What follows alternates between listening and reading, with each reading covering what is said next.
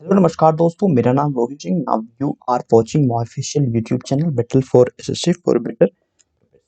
तो फ्रेंड्स, आज हम पढ़ने जा रहे हैं क्लास 6 एनसीईआरटी क्लास 6 की पॉलिटिकल साइंस। ठीक है, और इसको हम अच्छे से समझेंगे। पहला जो चैप्टर हमारा है वो है डाइवर्सिटी, और ये है देखिए सामाजिक एवं राजनीतिक जीवन पार्ट 1।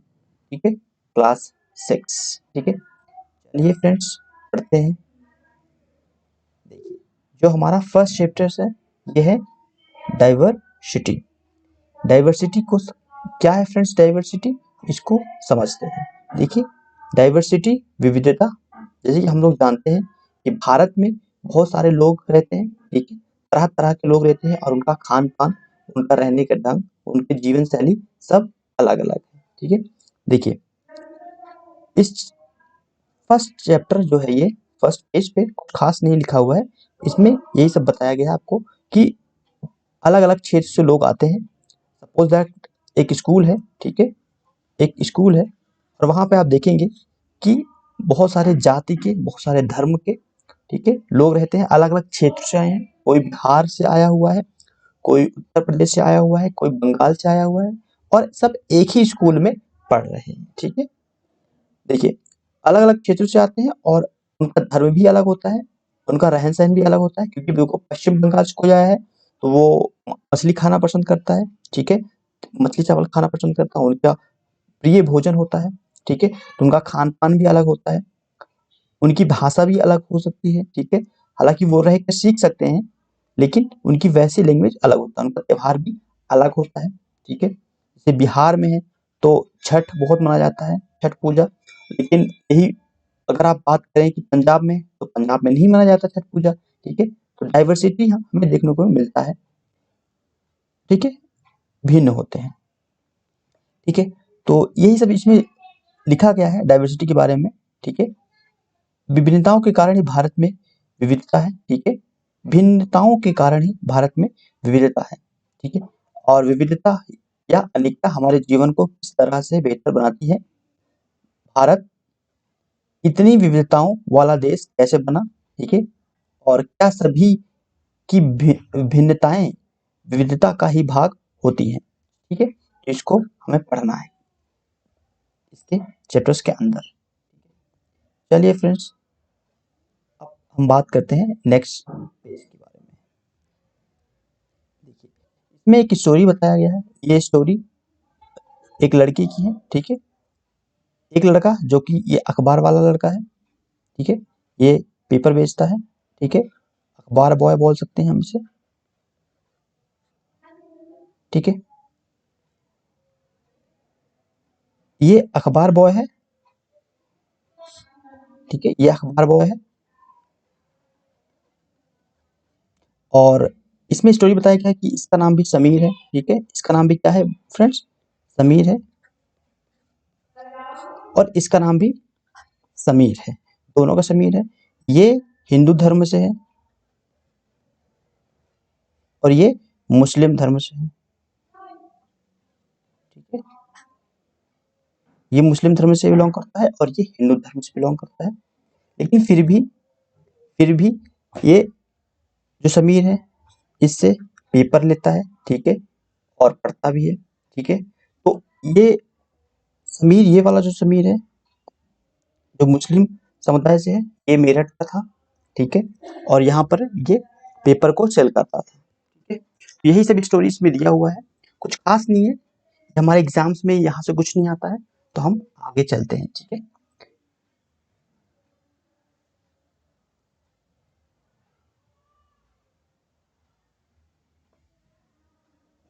चलिए मूव करें। ओके, तो ये वही स्टोरी है, इसमें भी कुछ खास नहीं है फ्रेंड्स। ठीक है, ओके, इस पेज से हम कुछ समझते हैं। देखिए, इस पेज में ये बोला गया है कि सपोज दैट जैसे कोई व्यक्ति अगर कुम्हार के घर में पैदा हो जाता है, जो कि मिट्टी का बर्तन बनाता है। ठीक है, तो उसकी जाति क्या हो जाती है? कुम्हार ही उसकी जाति होती है। ठीक है, और अगर कोई ऐसा लड़का है जो नाई के यहाँ पैदा हुआ, तो उसका काम भी क्या होता है, नाई होता है, काम भी उसका नाई ही होता है। ठीक है, यही सब इसमें बताया गया है। कोई व्यक्ति जाति से जुड़ा अपना पेशा भी नहीं बदल सकता था। ये पहले की बात बता रहे हैं कि मान लीजिए कोई व्यक्ति है, किसी के पिताजी अगर नाई है, बाल काटते हैं, तो उसका बेटा भी बाल ही काटेगा। ठीक है, कुम्हार का बेटा है तो वो कुम्हार ही करेगा। ये पहले की चीज थी, जब भारत में ज्यादा एजुकेशन नहीं था। इसीलिए कहते हैं कि एजुकेशन अच्छा होना चाहिए भारत में।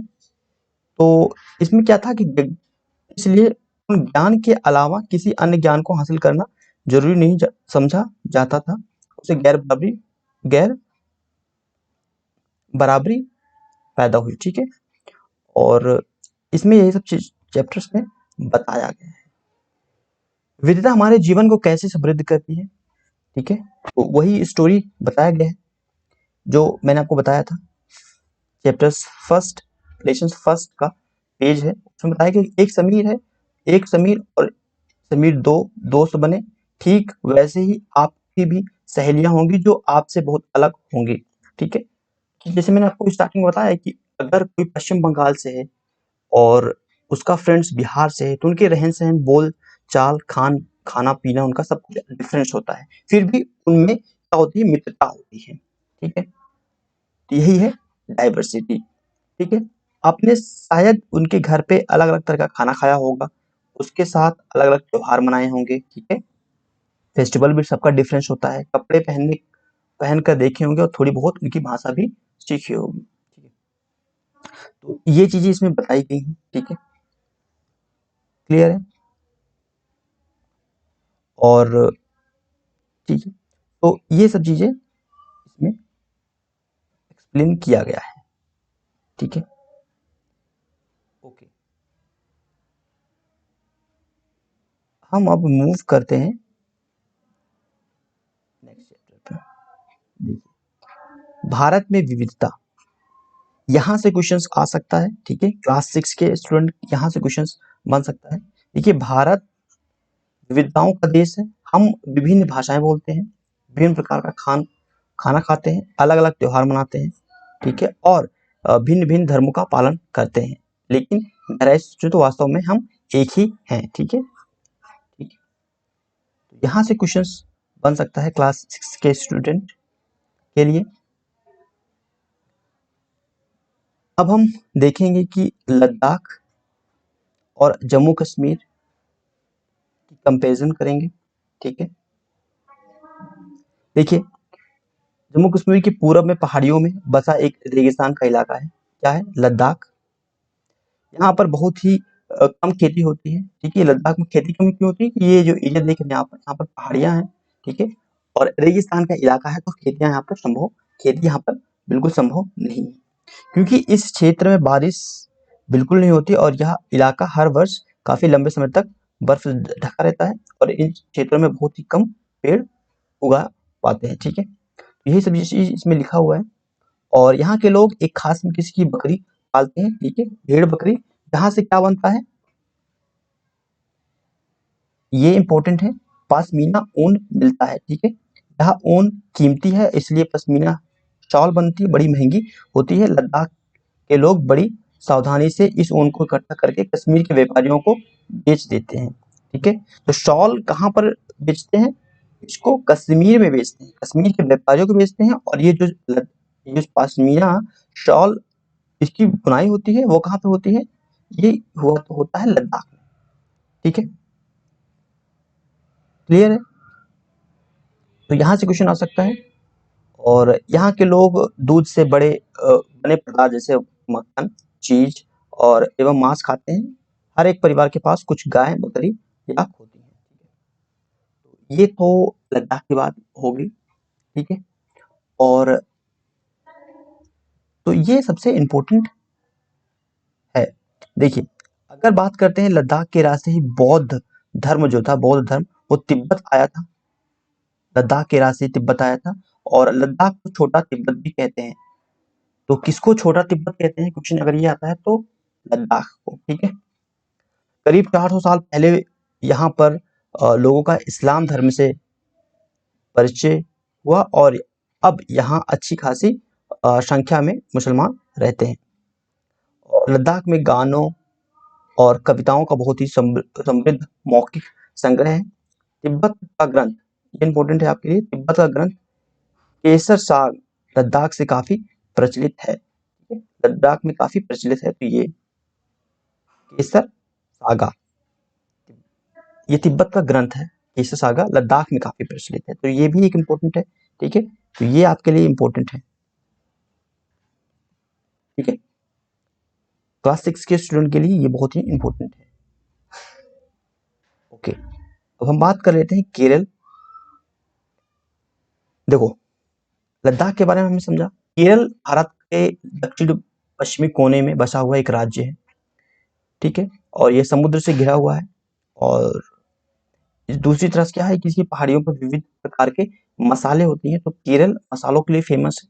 जैसे कि अगर हम बात करें लद्दाख की, तो लद्दाख जो कश्मीर है हमारा, लद्दाख वो पश्मीना ऊन के लिए, शॉल के लिए, ठीक है, भेड़ बकरियों से पश्मीना निकाला जाता है। ठीक है, और उसे फिर ऊन से क्या बनता है, शॉल बनता है, जो कि बहुत महंगा बिकता है और कश्मीर के व्यापारी इसे बेचते हैं। ये था सर लद्दाख के बारे में। हम पढ़ रहे हैं केरल के बारे में। यहाँ पर क्या है, मसाले बहुत अच्छे मिलते हैं, जैसे काली मिर्च हो गया, आपका लौंग हो गया, इलायची। ठीक है, तो मसाले यहाँ उगाई जाते हैं और इन मसालों के कारण यह क्षेत्र व्यापारियों के लिए बहुत ही आकर्षक का केंद्र है। जैसे कि लद्दाख में शॉल के लिए व्यापारियों की आकर्षक है, उसी प्रकार केरल में मसालों के लिए फेमस है। ठीक है, और सबसे पहले यहाँ पर अरबी एवं यहूदी आए थे केरल। क्या करने आए थे फ्रेंड्स, तो व्यापार करने के इरादे से आए थे। ठीक है, ऐसा माना जाता है कि ईसा मसीह की धर्मदूत संत थॉमस लगभग 2000 साल पहले यहाँ आए थे और भारत में ईसाई धर्म लाने का श्रेय इन्हीं को जाता है। ठीक है, ईसाई धर्म लाने का श्रेय इन्हीं को जाता है। अरब में कई व्यापारी आए और आके यहाँ बस गए। बहुत सारे ऐसे व्यापारी आए बाहर से व्यापार करने के लिए, लेकिन भारत ही बस गए। ठीक है, इब्न बतूता ने जो करीब 700 साल पहले यहाँ आए थे, अपनी यात्रा इन्होंने स्टार्ट की थी और मुसलमानों के जीवन का विवरण देते हुए लिखा कि मुसलमान समुदाय की यहाँ बड़ी इज्जत है। ठीक है, तो ये ना इब्न बतूता ने अपने बुक्स में बताया लोगों को। और जैसे कि हम लोग जानते हैं कि वास्को डी गामा भारत आया था, पानी के जहाज से पहुंचा और वो पुर्तगाली था, जो कि यूरोप से भारत तक समुद्री रास्ता, फिर यूरोप ने ये जाना कि भारत तक मतलब समुद्री रास्ता है जिससे हम जा सकते हैं। तो और चीन भी केरल आया था। चीन के जो व्यापारी थे वो भी केरल आए थे और सबका मुख्य कारण यही था कि यहाँ पर मसाले अधिक मात्रा में उगाए जाते हैं। केरल में मसाले अधिक मात्रा में उगाए जाते हैं और ये व्यापारियों का आकर्षण का केंद्र बना हुआ था। यहाँ के लोग क्या कहते हैं, देखिए, मछली पकड़ने का चीनी जाल भी बनाया गया है यहाँ पर। ओके, ठीक है, जो केरल के लोग हैं उन्होंने कैसा जाल बनाया, चीनी जाल बनाया मछली पकड़ने के लिए। जैसे चीन में मछली को पकड़ते हैं, उसी प्रकार केरल वासियों ने भी चीनी जाल को अपनाया। ओके, चलिए अब हम पढ़ते हैं कुछ और। देखो, हमने दोनों को पढ़ लिया, अब हम देखते हैं क्या समानताएं हैं, कैसी कैसी डाइवर्सिटी है, ये देखेंगे। देखो, केरल और लद्दाख की भौगोलिक स्थिति एक दूसरे से बिल्कुल अलग है। ठीक है, वहीं हम यह भी देखते हैं कि दोनों क्षेत्रों के इतिहास में एक ही प्रकार के सांस्कृतिक प्रभाव है। दोनों ही क्षेत्रों को चीन और अरब से आने वाले व्यापारियों ने प्रभावित किया।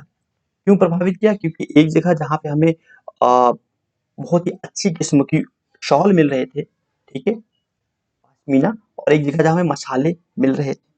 ठीक है, क्लियर है। देखिए, केरल की भौगोलिक स्थिति ने मसालों की खेती के लिए संभव बनाई और लद्दाख की विशेष भौगोलिक स्थिति ने ऊन के व्यापारी को अपनी ओर खींचा। तो ये चीज इसमें लिखा हुआ है, क्लियर है।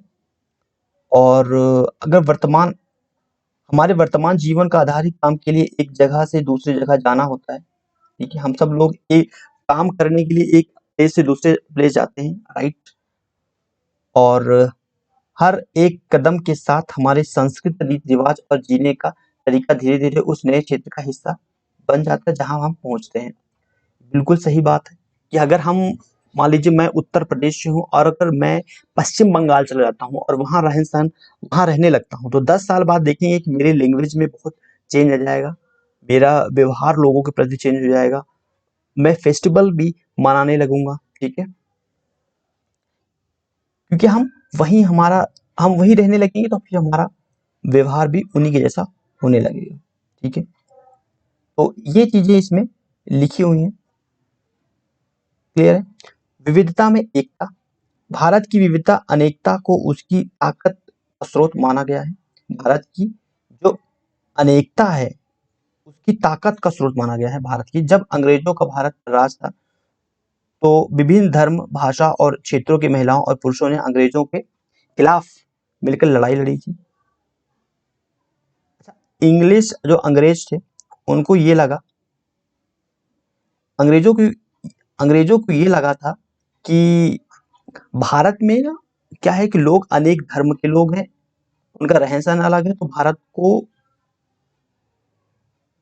हम भारत में हमेशा के लिए राज करेंगे। बट ऐसा बिल्कुल हुआ नहीं। ठीक है, भारत की महिलाओं और पुरुषों अलग अलग थे। ठीक है, अलग अलग धर्म से थे, लेकिन जब हम अंग्रेज के खिलाफ लड़े हम एक होकर लड़े। ठीक है, तो भारत के स्वतंत्रता संग्राम में अलग अलग परिवेश के लोग शामिल थे। एकजुट होकर आंदोलन किया हमने, इकट्ठे जेल गए और अंग्रेजों का अलग अलग तरीकों से विरोध भी किया। अंग्रेजों ने सोचा था कि वे भारत के लोगों में फूट डाल सकते हैं क्योंकि उनमें काफी विविधताएं हैं। ये गलत सोच था अंग्रेजों का, और इस तरह उनका राज चलता रहेगा। लेकिन क्या हुआ? राज हुआ नहीं, मगर लोगों ने दिखा दिया कि एक दूसरे से चाहे कितना भी भिन्न हो, ठीक है, हम लोग चाहे जितना भी भिन्न हो, ठीक है, 28 राज्य हैं, हम लोग चाहे जितना भी भिन्न हो, लेकिन बस जब बात देश की आती है तो फिर हम लोग एक हो जाते हैं। क्लियर है? वैसे हम एक स्टेट दूसरे स्टेट पे बहुत कुछ बोलता रहता है, ब्लेम करता रहता है, लेकिन जब भारत पर बाहरी अटैक होता है तो हम लोग एक होते हैं ना फ्रेंड्स। वही चीज बताया गया है कि विविधता में एकता है। आ, ये जो आप चित्र देख रहे हैं, ये पंडित जवाहरलाल नेहरू है, फर्स्ट प्राइम मिनिस्टर है इंडिया के। स्वतंत्रता दिवस के अवसर पर भाषण देते हुए, ठीक है,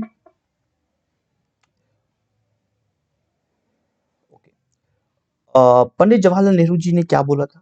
इन्होंने बोला था कि भारत की विविधता का वर्णन करते हुए अनेकता में एकता का विचार हमें दिया था इन्होंने। ठीक है,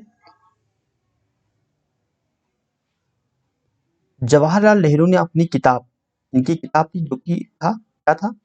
भारत की खोज। ठीक है, भारतीय एकता कोई बाहर से थोपी हुई चीज नहीं है, बल्कि यह बहुत ही गहरी है, जिसके अंदर अलग अलग तरह के विश्वास और प्रथाओं को स्वीकार करने की भावना है। ठीक है, तो यही चीज बोला गया था पंडित जवाहरलाल नेहरू के द्वारा। ये चैप्टर्स में बहुत ही छोटा चैप्टर्स था और इसमें डाइवर्सिटी के बारे में बताया गया है। आई होप आपको समझ में आया होगा कि डाइवर्सिटी क्या है। अब आपको क्या करना है? अभ्यास करना है। ठीक है, अपने इलाके में मनाए जाने वाले विभिन्न त्योहारों की सूची बनाना होगा आपको, और इसमें कौन कौन से त्योहार या सभी समुदाय मनाए जाते हैं उसको लिखना है। इसकी अभ्यास करनी है कि आपके विचार में भारत की समृद्ध विविध विरासत आपके जीवन को कैसे बेहतर बनाती है, उसको एक्सप्लेन करना है। ठीक है, और ये सारे चैप्टर्स आपको क्लियर करना है। देखिए, लद्दाख और केरल की तरह भारत कोई एक क्षेत्र चुनिए, एक क्षेत्र आपको चुनना है और अध्ययन कीजिए कि कैसे उस क्षेत्र की विविधता की ऐतिहासिक और भौगोलिक कारणों से प्रभावित किया है। क्या वे ऐतिहासिक एवं भौगोलिक कारक आपस में जुड़े हुए हैं, तो ये भी आपको एक्सप्लेन करना है। जैसे कि मैंने आपको लद्दाख और केरल के बारे में बताना है, उसी प्रकार भारत का एक और क्षेत्र आपको लेना है और उस पर अपना मत देना है। ठीक है, लिखकर प्रैक्टिस करना है। और ये चौथा जो क्वेश्चन है, जलियांवाला बाग हत्याकांड के ऊपर लिखे गए गाने की उस पंक्ति को चुनिए जो आपके अनुसार भारत की एकता को निश्चित रूप से झलकाती है। ठीक है, ये भी करना है आपको। तो ये कुछ अभ्यास करना है तो वो आप कर लेना, ठीक है। और अब हम चलते हैं, देखो आप ये प्रैक्टिस करो, ठीक है। एंड अगर आपको सेशन अच्छा लगा है तो आप लाइक कर सकते हैं and hit the bell icon for more updates, ठीक है। एंड कुछ प्रॉब्लम्स हैं समझने में तो उसको भी कमेंट कर सकते हैं, डेफिनेटली उसको सुधारूंगा, ठीक है। और चैनल को सब्सक्राइब करके सपोर्ट करना। Thank you for watching this video. Next video में फिर से मिलते हैं, तब तक के लिए धन्यवाद फ्रेंड्स।